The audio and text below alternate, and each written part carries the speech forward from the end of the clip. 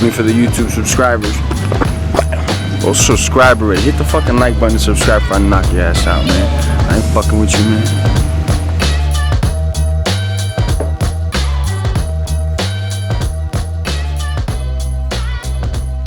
What is up, everybody? We are back. UFC Vegas 43, Tate versus Vieira. A card where I'm probably more interested in the co-main event, to be honest, guys, between Brady and Akiesa. That should be a fun one. I'll be going over the main card like usual.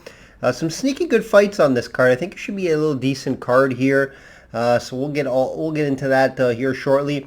Last weekend, let's get back to last weekend and let's look at that main event. What a main event we had, guys. Another great fight. Seems like there's been good fights every week so far, and this is another fight that you can put up there as one of the better fights this year. I think we all thought the styles were going to match up good. You know, there was no secret there. Both guys like to strike. One guy likes to kick more. One guy's a boxer, best boxer in the UFC, as he self-proclaims. And, you know, I don't disagree with him. I think Peter Yan maybe probably the best, and you'll hear that around the market in the UFC market. A lot of people do agree with that. You know, I think Yair probably looked a little better than I expected. I did think he made gas later in the fight, but I think he looked as good as he did in the fight in the fourth and fifth round. He was looking good. Obviously, he won that first round. That was a very impressive round by him. I think he clearly won that, probably on all judges' scorecards. Very tough guy to fight, in my opinion. And Max went head on full force and wanted to fight Yair. That's why I respect so much about the guy. Yair's a tough guy to fight, especially after a 2-year layoff, because you don't really know what you're going to get from the guy off a 2-year layoff. But yeah, he was impressive. But what I like most about the fight, yes, I do agree Max did win the fight. On the judges' scorecards, I did advise you guys, you know, it's going to be either a decision win or a late stoppage, like a fifth round type of stoppage. Wasn't really in a threat for any stoppages, in my opinion. Maybe it could have been stopped by like a cut or something like that, or you know, Yair's taking too many shots, something like that along those lines. But Yair was fighting back, and he was in that fight to the end. But you know, I do agree, obviously, Max wins on the scorecards. But what I like most about the fight, guys, if you've seen what happened after, Max showed a ton of respect to Yair.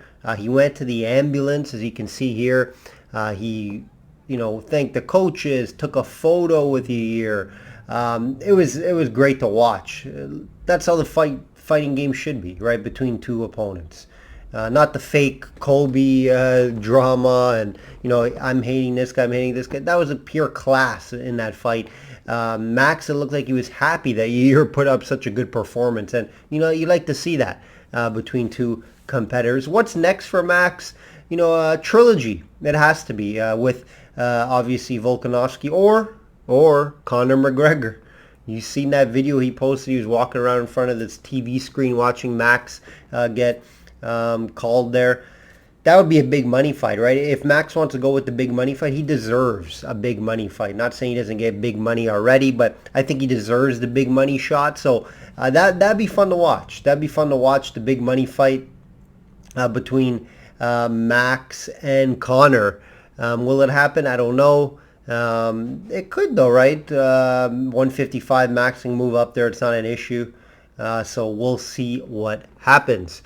Let's get into the weekly update, guys. Weekly update. UFC No Profit last week. We were on Miguel Baez's fight. Close fight. He was working that leg well, like I expected. Everything was going to plan. He won that second round, and then boom, he got caught. Right, and that's the problem when you fight Chaos Williams. One shot, you know, just one punch, you get knocked out. His power is incredible. Great boxer, and that's what happened here. It was a close fight, you know, going into the third there, and Chaos caught him, and it was a clean shot. Baez thought he could continue. I think it was a good stoppage, but Baez was, you know, saying he was okay. I don't know. You know, when you get caught with a Chaos bomb like that, you go night to night. We went 1-2 in all fights last week.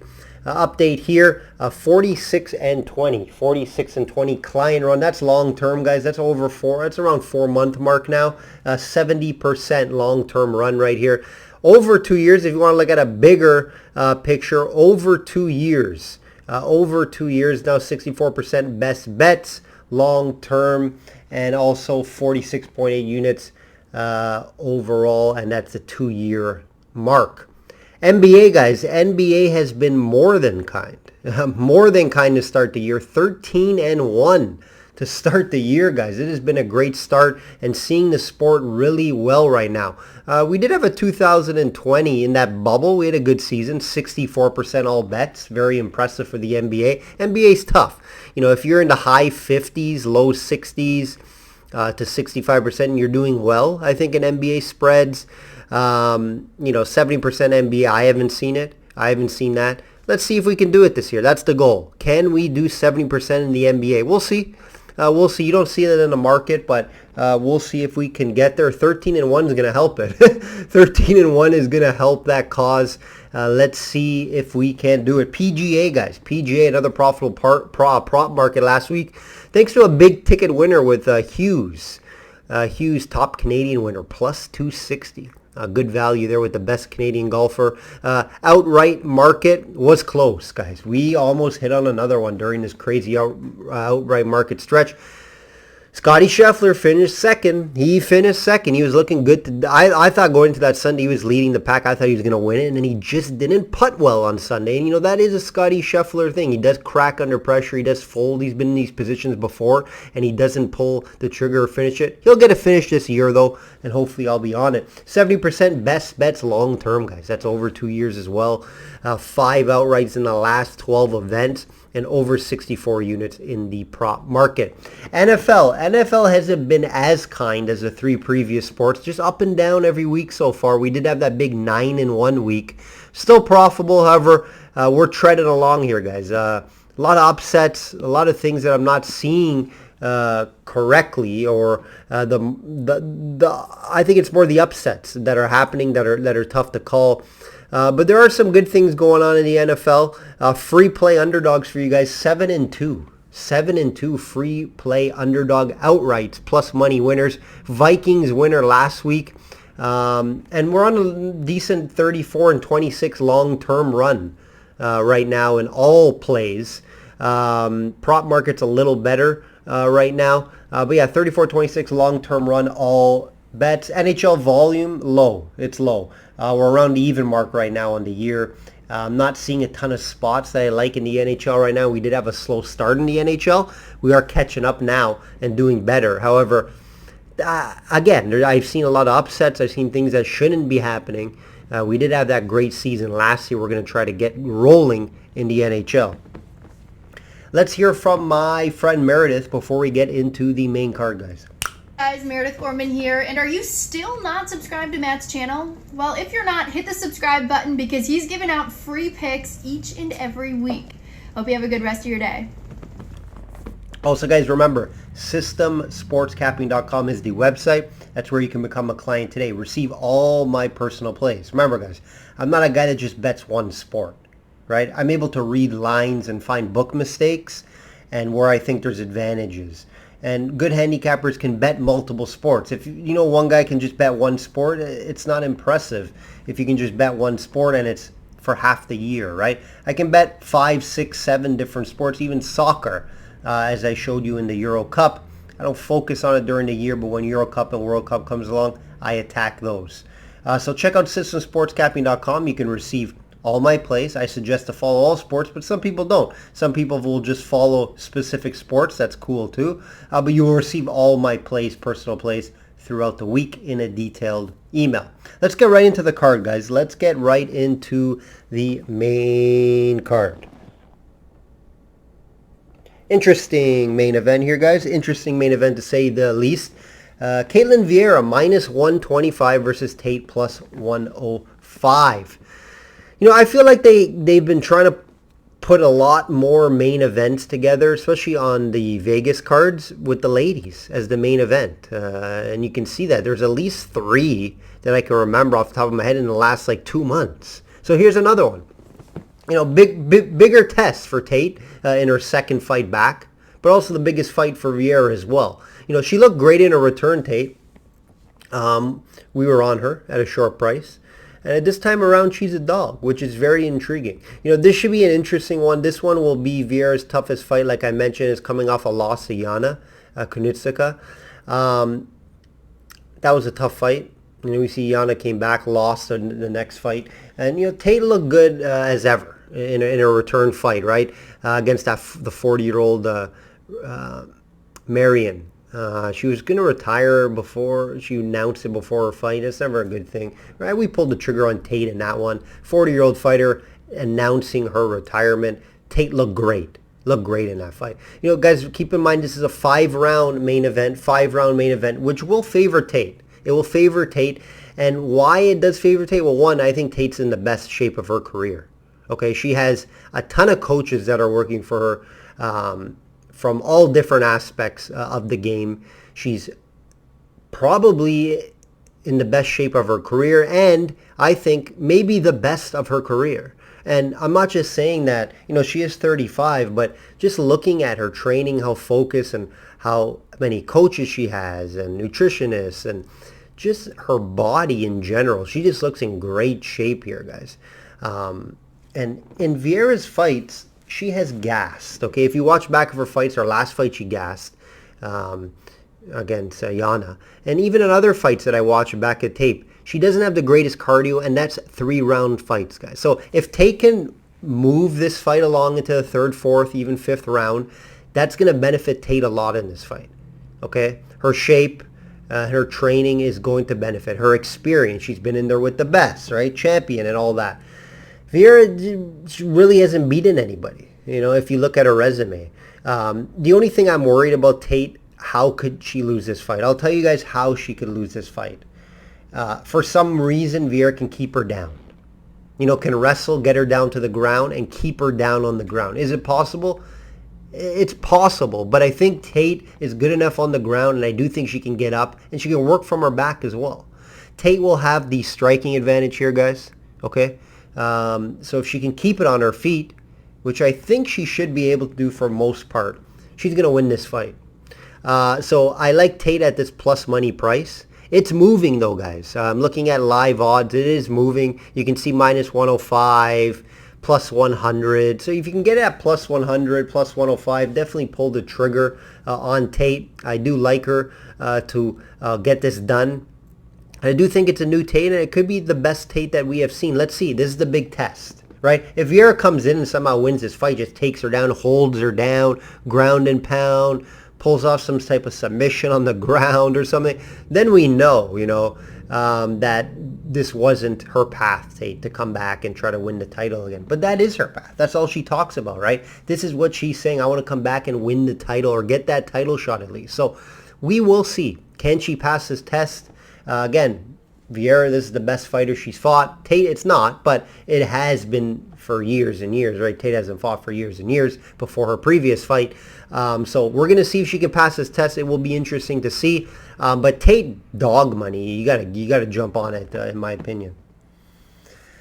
Co-main, which I love. I'm really interested into this fight, guys, and see what happens, see how it plays out. Akiesa plus 135 versus Brady minus 160. I would personally love to see a grappling duel between these two guys. Both their strengths are on the ground, right? Both these guys have great ground games. They both can wrestle, and their striking is not the best. It's not bad. Brady's shown some striking in his previous fights. I would maybe lean Brady as the better striker, and I just think with Brady, he's very well-rounded. Very well-rounded. Yes, I would lean to more as he's a wrestler and grappler, right, as a strike instead of a striker. But sometimes when these two guys, when two fighters come, they're both good wrestlers, both good grapplers, we see a lot of stand-up, and we could see that here.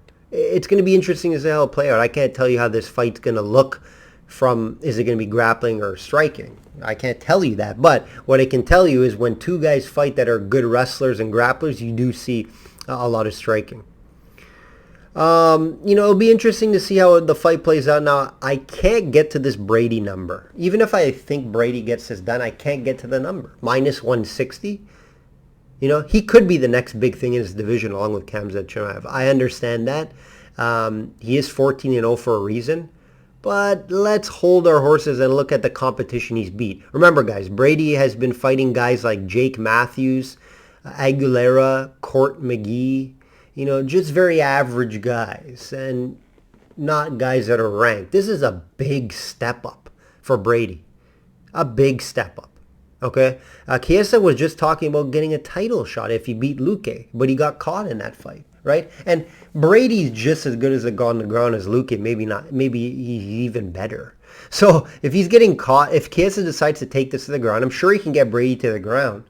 But if he does get him to the ground, Brady, he's great on the ground, right? And I think Brady could also get Akiesa down as well. So, I lean Brady with his overall skills, and he is the more well-rounded guy.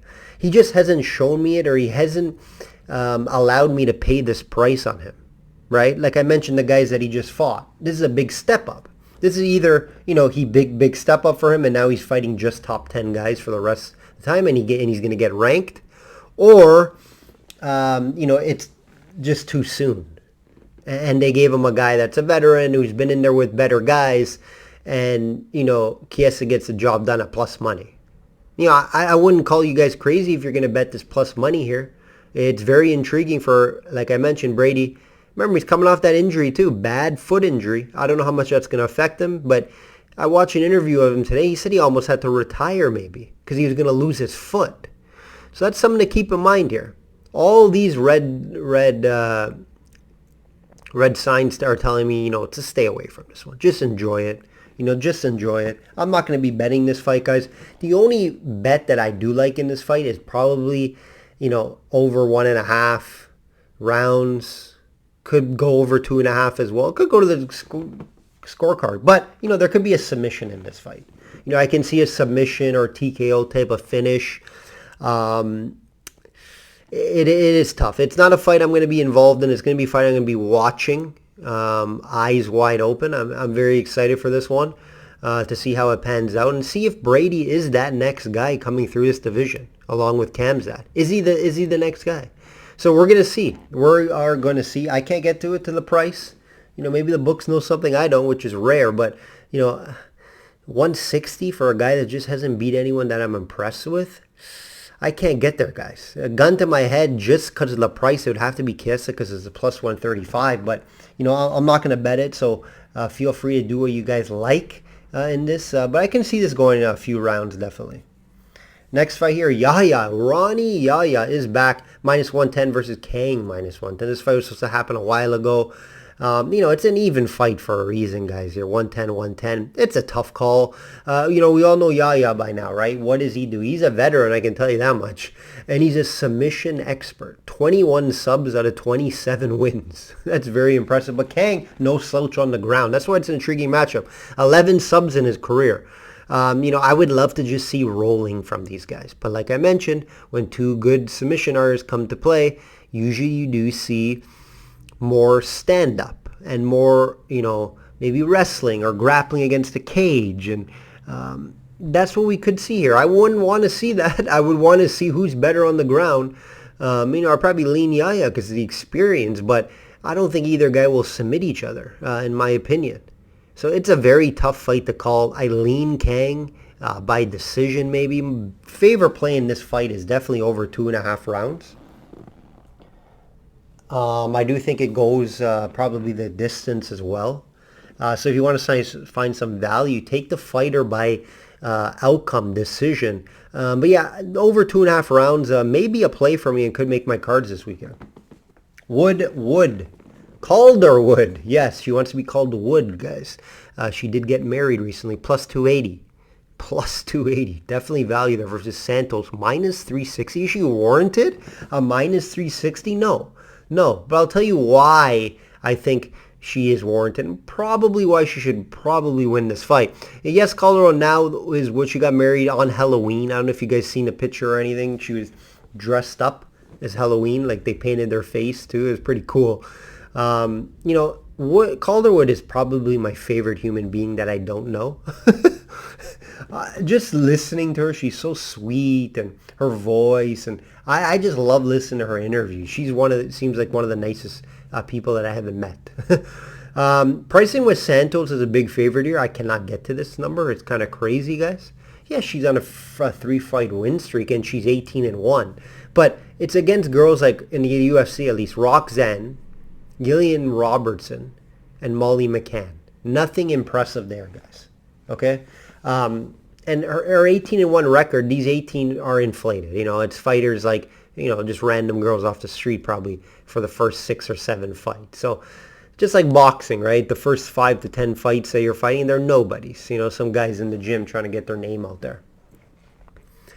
You know, this... the thing is here with the Calderwood, it's not just the skills. Like, we all know Santos' pass to just get this to the ground.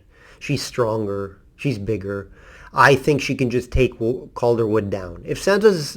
But Santos is good all around, though. Okay, she can strike. Santos can't strike, but Calderwood wins fights by volume and her striking and distance. Calderwood has a great stand-up game, great kickboxer, Muay Thai. She can just, you know, get in and out well, kick you, and win decisions. Santos needs to get this to the ground, and I think she can. I think Santos will be able to get this to the ground as long as she uses that game plan. If she decides to stand and bang for 3 rounds, she can lose a decision. So, like I mentioned, this is not a fight I'm going to be betting. If you guys bet straight and you put a little, you know, sprinkle on plus 280, I wouldn't call you crazy. It makes sense just because this line is way off. I would have it Santos 250, in my opinion. Now, Calderwood just got married 2 weeks ago. How much has she been training? She kind of took this on short notice, guys. Keep that in mind.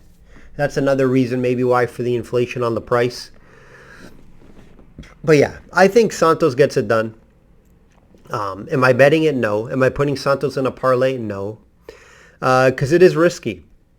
And Santos would have to stick to one game plan, and it's to wrestle, and get it to the ground and keep her there. So if you're betting Santos and you're putting it in a 2-fight parlay, you're hoping she listens to me. And you're hoping she listens to hopefully what her coaches are saying and saying, get this to the ground. That's where you have the advantage. You're stronger. That's it. So it's tough to put money on that when you're hoping one thing happens, right? You may, if you look at an outcome, you can look at the decision by Santos. I don't think she finishes Calderwood. So that's something to look at here as well. But it's priced terribly. Minus 130 decision for Santos. Come on, man. You know, I get it that Santos should win this fight, but the price is just buying me out of this fight. I don't know if I'm going to bet it as of right now.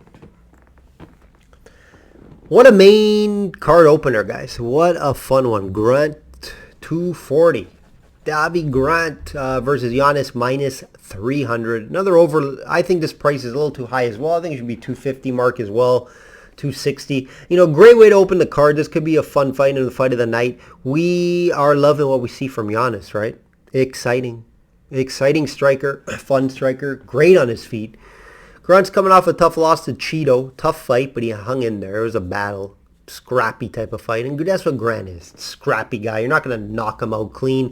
If anyone can, it can be Giannis, right? But Grant never has been. I just can't get to this line, even though I do think Giannis finds a way. There is possible upset alert here. It is possible if Grant pulls out some wrestling. Now, the thing is, we don't see Grant try to wrestle much. Is he going to here? It would be the smart thing to do. If Grant decides to stand and bang with Giannis and see who has the better skills on the feet, it's not the right decision. The way Grant wins this fight is to make it ugly. Put it against the cage. Try to get it to the ground. You know, maybe some quick, keep it close in the striking. You know, quick shots, phone booth type of fight. That's how Grant's going to have to win this fight. If you keep Giannis in some distance, you know, he is great on his feet. And you don't want that. You know, Grant doesn't have the same skills as Giannis does. So Grant's going to have to try to make it ugly, get it to the ground, even though if he doesn't want to and he likes to stand and bang, because he does. He can't stand and bang with Giannis here. So, again, you know, I do like Giannis. Am I going to bet minus 300? No. Is it going to make a 2-fight parlay? It possibly could. It hasn't as of yet. But it's a very tough fight to call. I can see it going 3 just because Grant is tough. But, you know, if Grant was to get knocked out, it would make sense if it was against Giannis. Just because of his skills. We've seen Giannis get rocked in some fights as well. I think Grant could rock him, but yeah, it's not a fight I love with because of the line, right? If you're betting, you have to read lines, guys. You can't just bet whoever you think wins. You got to look at the lines. And I don't love the line here. But I love the fight, and I'm going to be watching it. I do think Giannis finds a way, but I wouldn't be shocked if Grant at least makes it a tough fight and, you know, like a close split decision or a decision win for Giannis. It is possible, but Grant's going to have to just grind it out and wrestle. That's his path. All right, guys, that will do it. Hopefully you guys enjoyed the breakdown. UFC Vegas 43. Should be a good card, sneaky good card. We will see what happens. Subscribe, like, comment, share, do all that fun stuff. It does help me out a ton. Like I always say, guys, bet smart and know your limits. Take care.